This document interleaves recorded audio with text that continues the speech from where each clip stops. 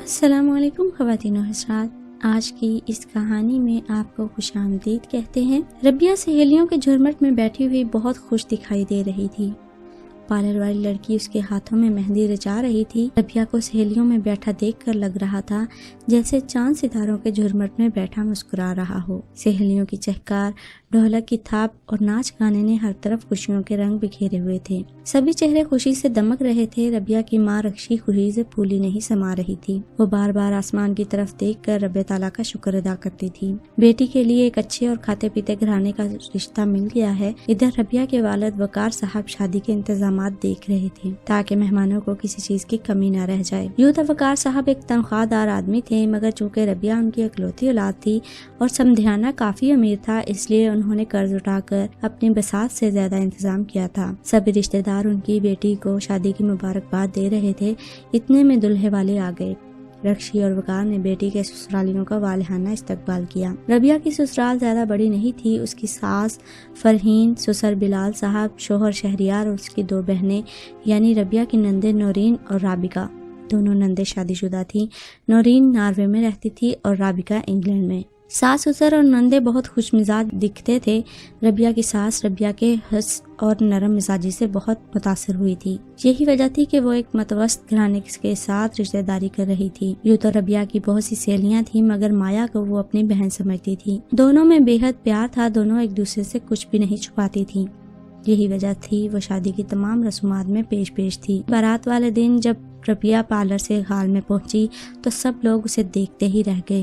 شہریار کی آنکھیں اسے دیکھ کر کچھ دیر کے لیے جھپکنا ہی بھول گئی۔ اس کے ایک دوست نے سرگوشی کی، ابے یار یہ تو جنت کی حور ہے، شیری تو بہت لکی ہے یار۔ دوسرا بولا، قیامت ہے یار، میرے تو ہوش اڑ گئے، شیری کہاں سے ڈھونڈا ہے یہ کوہ نور، کاش میری بھی ایسی قسمت کھل جائے۔ شہریار دوستوں کی باتیں سن کر خوش ہو رہا تھا اور اس کی گردن میں فخریہ تناؤ آ گیا۔ دودھ پلائی کی رسم میں جب شہریار نے مایا کو 20,000 دیے تو وہ چہک کر بولی، دلہا بھائی میری سہیلی چاند کا ٹکڑا ہے، اب چاند پہلو میں بیٹھا ہو تو اتنے پیسے بہت کم لگتے ہیں۔ شیری کھلکھلا کر ہنس پڑا اور مایا کو 50,000 دے دیے۔ شہریار کا ایک دوست مایا پہ لٹو ہوتے ہوئے بولا، شیری یہ آفت تمہیں نہیں مل سکتی کیا؟ مایا چہک کر بولی، بھائی صاحب منہ دھو رکھیے اپنا۔ سب کہکے لگانے لگے اور وہ لڑکا شرمندہ ہو کر بیٹھ گیا۔ سسرالیہ نے ربیہ کا بہت پرجوش خیر مقدم کیا۔ رسموں سے فراغت پا کر نندوں نے ربیہ کو اپنے کمرے میں پہنچا دیا اور خود رخصت ہو گئی۔ کمرے میں آتے ہی اس کی سانسیں تازہ گلابوں کی خوشبو سے مہک اٹھی۔ پورے کمرے کی تازہ پھولوں سے سجایا گیا تھا۔ ربیہ اپنے ارمانوں کی سیج پر بیٹھ کر شیری کا انتظار کرنے لگی۔ شیری جب دوستوں کو رخصت کر کے کمرے میں آیا تو حسن کے اس مجسمے کو سیج پر بیٹھا دیکھ کر اسے تکتا رہا۔ ربیہ شیری کو یوں مبہوت دیکھ کر ہنس پڑی اور پھر کچھ ہی دیر میں دو سلگتے جسم ایک دوسرے میں ضم ہو گئے۔ دوسری صبح جب ربیہ کی آنکھ کھلی تو وہ شیری کو پہلو میں سوتا دیکھ کر خود کو دنیا کی خوش قسمت ترین لڑکی سمجھنے لگی۔ اور وہ کیوں سمجھتی خود کو خوش قسمت؟ ایک وجیح شوہر، بنگلہ، گاڑی اور پیار کرنے والا سسرال، سب کچھ ہی تو پا لیا تھا اس نے، جو اس کی خوش قسمتی کی دلیل تھا۔ دعوت ولیمہ میں تمام انتظامات اور سجی سمری ربیہ کو زیورات میں لدا پھندا دیکھ کر سب رشتہ داروں کی آنکھیں پھیل گئیں۔ جب ربیہ کے والدین گھر پہنچے تو رکشی فوراً وضو کر کے شکرانے کے نوافل ادا کرنے لگی۔ رو رو کے اپنے رب سے بیٹی کی دائمی خوشیوں کی دعا کی۔ سب کاموں سے فراغت پا کر وہ جلدی لیٹ گئیں کیونکہ اگلے روز ربیہ اور شیری 15 روز کے لیے یورپ میں ہنی مون منانے جا رہے تھے۔ دوسرے دن جب وہ لوگ ایئرپورٹ پہنچے تو مایا بھی ان کے ساتھ تھی۔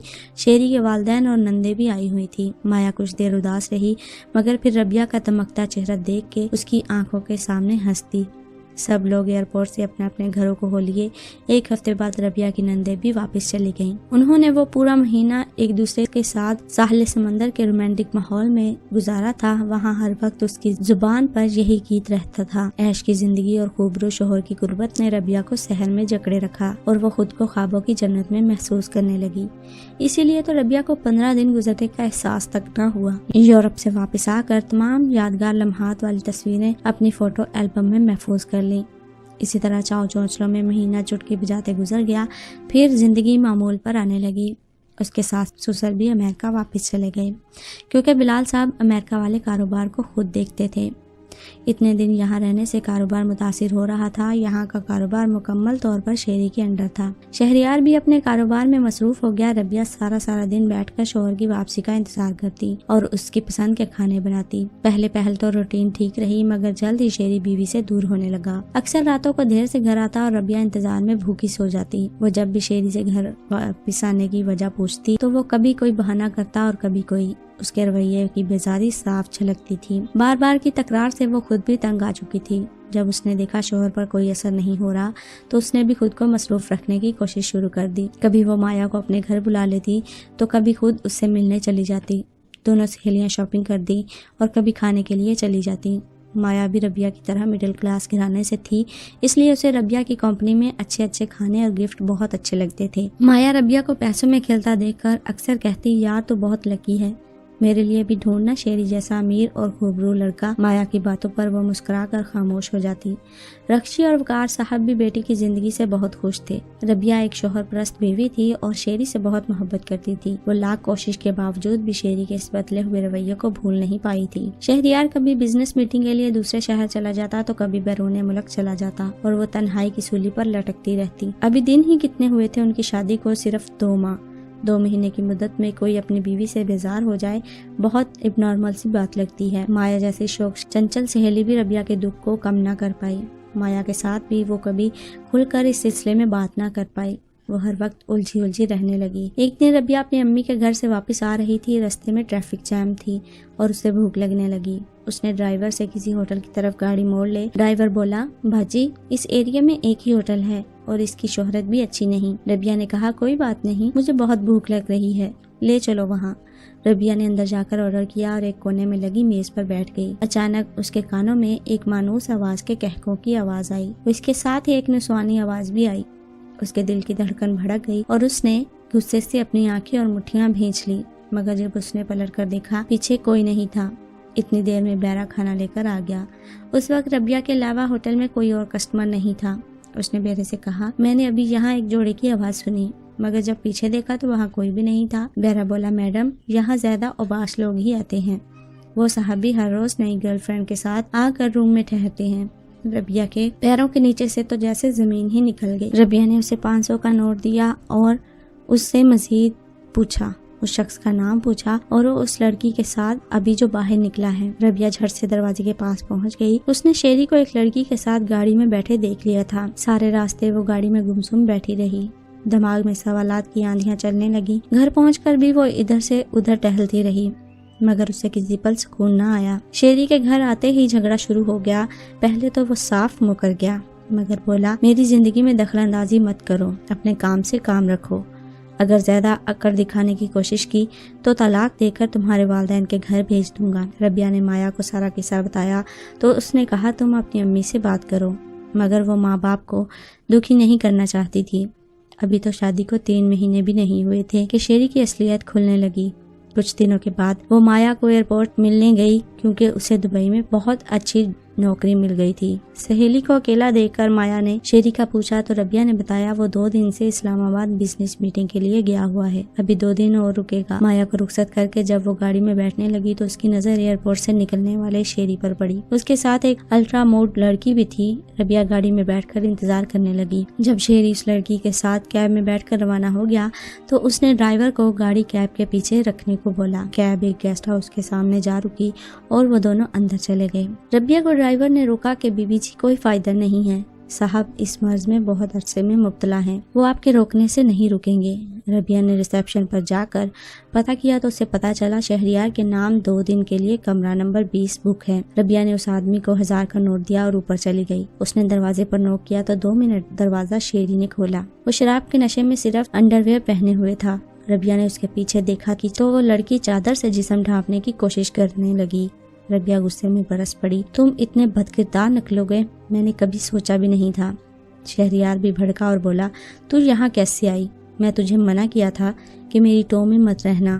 ربیہ کو ایک تھپڑ رسید کر دیا، دفع ہو جائے یہاں سے، اگر تو نے آئندہ میرا پیچھا کیا یا میرے ماں باپ سے شکایت کی کوشش کی تو تیرا انجام اچھا نہیں ہوگا۔ ربیہ چلائی، غیر لڑکیوں کے ساتھ آئے دن ہم بستری کرو اور میں پھر بھی چپ رہوں، آنکھوں سے دیکھ کر بھی چپ رہوں، میں سب کو بتاؤں گی تم کتنے بدکردار شخص ہو۔ وہ وہاں سے روتی دھوتی گھر کو چل پڑی۔ گاڑی نے ابھی آدھا راستہ ہی طے کیا تھا کہ ربیہ کا فون بجنے لگا۔ نمبر دیکھا تو نیا نمبر تھا۔ اس نے اٹینڈ کر کے کان کے ساتھ لگایا تو دوسری جانب سے مردانہ آواز کانوں میں پڑی۔ وہ بولا، میڈم میرے پاس آپ کے شوہر کی دوسری لڑکیوں کے ساتھ تصاویر ہیں، آپ بتا دیں اخبار میں شائع کروا دوں یا آپ 1 لاکھ لے کر آ رہی ہیں؟ وہ بہرحال شہریار سے محبت کرتی تھی، سارے زمانے میں اسے رسوا ہوتا ہوا نہیں دیکھ سکتی تھی۔ اس نے جذبات میں یہ بھی نہیں سوچا کہ آخر ایک اجنبی کو میرا نمبر کیسے ملا، اور وہ بھی اس موقع پر۔ اس نے ڈرائیور سے اس شخص کی بتائی ہوئی جگہ کی طرف جانے کو کہا۔ جب وہ نیو گارڈن میں پہنچی تو دوپہر کا وقت تھا اور باغ میں کوئی بھی نظر نہیں آ رہا تھا۔ وہ ایک لمحے کو رکی مگر پھر ہمت کر کے آگے بڑھی۔ اسے ایک درخت کے نیچے ایک آدمی کھڑا نظر آیا تو وہ تیزی سے اس طرف جانے لگی۔ عنقریب پہنچی اور وہ بولا، میڈم بہت انتظار کروایا آپ نے۔ وہ تنک کر بولی، تصویریں کدھر ہیں؟ وہ بولا، مل جائیں گی میڈم، اتنی کیا جلدی ہے؟ یہ کہتے ہی اس نے ربیہ کو ایک گدھ کی طرح دبوچ لیا اور اس کے ساتھ زبردستی کرنے لگا۔ ربیہ کوشش کے باوجود بھی خود کو اس قوی ہیکل مرد سے چھڑا نہ پائی۔ اس نے پاگلوں کی طرح بوسے لینے کے بعد ربیہ کو پیچھے دھکیل دیا اور اپنے ساتھی کے ساتھ موٹر سائیکل پر بھاگ گیا، اور وہ وہاں بیٹھ کر اپنے برے نصیب پر ماتم کرنے لگی۔ آج اس کی شادی کو پورے 3 ماہ ہو چکے تھے۔ سارے راستے وہ روتی رہی اور گھر آ کر بھی اس کے آنسو نہیں تھمے۔ وہ بہت تکلیف میں تھی، اسے اس وقت کسی اپنے کی بہت ضرورت تھی۔ اس نے مایا کو رو رو کر سب کچھ بتایا۔ وہ اتنی دور بیٹھ کر سہیلی کو تسلیاں دینے کے علاوہ کچھ بھی نہیں کر سکتی تھی۔ بہت دیر تک دونوں باتیں کرتی رہیں۔ ربیہ کے فون رکھتے ہی مایا نے ربیہ کے ماں باپ کو ساری کہانی بتا دی۔ افراتفری میں وہ دونوں بیٹی کو لینے روانہ ہو گئے۔ ربیہ موبائل رکھ کے پھر رونے بیٹھ گئی۔ اتنے میں شہریار ربیہ کو پکارتا ہوا کمرے میں آ گیا۔ اس کے ہاتھ میں ایک لفافہ تھا۔ اس نے آتے ہی ربیہ کو مارنا شروع کر دیا اور بولا، تو ایک بدچلن عورت ہے اور الزام مجھ پر لگاتی ہے۔ کمینی، تم نے کیا سمجھا میں تیری دھمکی سے ڈر جاؤں گا اور تجھے خود کو بدنام کرنے دوں گا؟ دیکھ میرے ہاتھ میں تیری بد چلنی کا ثبوت بھی ہے۔ اس کی آنکھوں میں جیسے خون اترا ہوا تھا۔ وہ ربیہ کو گھسیٹتا ہوا سیڑھیوں کی طرف لے آیا اور اسے پکڑ کر سیڑھیوں سے دھکا دے دیا۔ ربیہ کا سر فرش پر اتنے زور سے لگا کہ وہ ہل بھی نہ پائی۔ سر کا خون سارے فرش پر بہنے لگا۔ اتنے میں اس کے ماں باپ بھی آ گئے۔ ماں دھاڑے مارتی ہوئی بیٹی کی طرف بڑھی۔ وقار صاحب بھی بیٹی کی جانب لپکے۔ والدین کو دیکھ کر ربیہ نے آخری ہچکی لی۔ ماں چیخ چیخ کر رونے لگی۔ جیسے ہی رکشی کی نظر شہریار پر پڑی وہ چلائی، گھٹیا کمینے، تو نے میری بیٹی کی جان لے لی۔ شہریار بڑے نخوت سے بولا، یہ بدچلن عورت اسی قابل تھی، اور یہ کہہ کر تصاویر ربیہ کی لاش پر پھینک دی۔ خواتین و حضرات، یہ ایک سچی کہانی تھی جو کہ حقیقت پر مبنی تھی۔ امید ہے ہماری آج کی یہ ویڈیو آپ کے لیے رہنمائی کا باعث ہوگی اور ویڈیو آپ کو پسند بھی آئی ہوگی۔ مزید اسی طرح کی ویڈیو دیکھنے کے لیے ہمارے چینل 5 ملین ہب کو سبسکرائب کیجیے اور ساتھ ہی موجود بیل پر بھی کلک کیجیے تاکہ مزید آنے والی ہر نئی اپڈیٹ سے آگاہ ہوتے رہیں۔ ملتے ہیں ایک اور ویڈیو کے ساتھ، تب تک اپنا خیال رکھیے، ہمیں دیجیے اجازت، اللہ حافظ۔